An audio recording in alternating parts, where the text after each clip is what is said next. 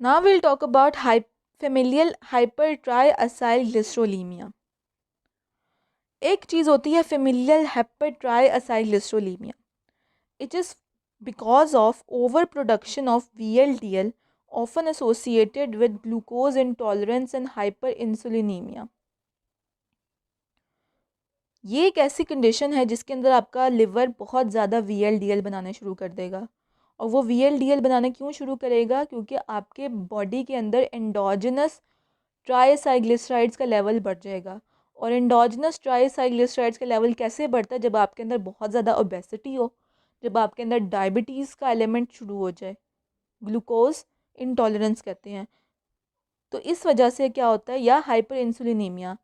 जब आप पैथोलॉजी पढ़ोगे तो आप इन चीज़ों को डिटेल में देखोगे, लेकिन यहाँ पे मैं ज़रूर टच करूँगी इस चीज़ को कि जब आप बहुत ज़्यादा स्वीट का इंटेक करते हो तो आपका इंसुलिन ज़्यादा होना शुरू हो जाएगा बॉडी में, क्योंकि इंसुलिन ने आपका ग्लूकोज का अपटेक करवाना होता है आपके लिवर के अंदर और दूसरे टिश्यूज़ के अंदर भी।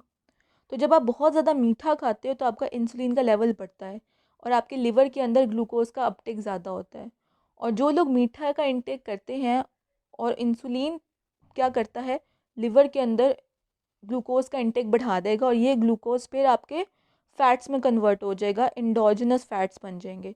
सो इस वजह से आपका लिवर बहुत ज़्यादा VLDL बनाना शुरू कर देगा, क्योंकि लिवर के अंदर इंडोजिनस लिपिड्स की अमाउंट ज़्यादा हो जाएगी और फिर वो VLDL बना के लिवर उस फैट को एक्सपोर्ट करना शुरू कर देगा आपके बॉडी में। So there is a high cholesterol, VLDL, सब normal LDL and HDL in the body. High cholesterol और VLDL क्यों बन रहा है? Because of the conditions I have told you already. VLDL में आपके दोनों ट्राइसाइग्लिसराइड्स भी होते हैं, कोलेस्ट्रॉल भी होता है। ये VLDL LDL में तब कन्वर्ट होता है जब आपके पेरिफेरल टिश्यूज उनको यूज़ अप कर लेते हैं। It is associated with alcoholism, क्योंकि अल्कोहल आपके लिवर को फैटी बनाता है।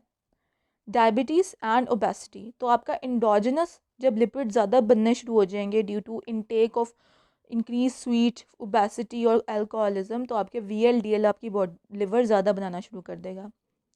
And now will talk about an enzyme known as hepatic lipase deficiency. Hepatic lipase वो एंजाइम होता है जिसने आपके लिवर में और पेरिफेरल टिश्यूज़ में लिपिड्स को डिग्रेड कर देता है into fatty acids and glycerol. ये भी एक एंजाइम होता है। जैसे लाइपोप्रोटीन लाइपेज ApoC2 के एक्टिवेशन की वजह से करता था ना, ये enzyme without any activation, without any apo, आपके लिपिड्स को फैटी एसिड्स में और आपके उसके अंदर कन्वर्ट करता है ग्लिसरॉल में।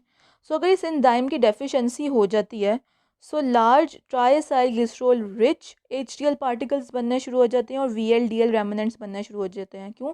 क्योंकि VLDL को आइडियल में कन्वर्ट करने के लिए भी हेपेटिक लाइपेज एंजाइम का काम बहुत ज़रूरी होता है।